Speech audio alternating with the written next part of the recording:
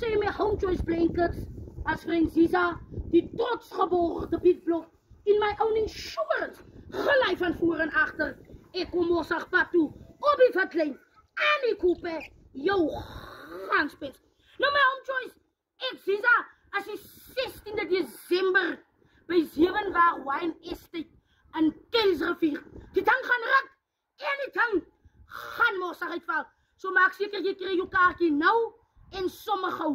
Kaartjies is net R120, en handsakkies en rassakkies, as ook meer as welkom. Ons gaan lekker lag, lekker dans, en wees net jouself.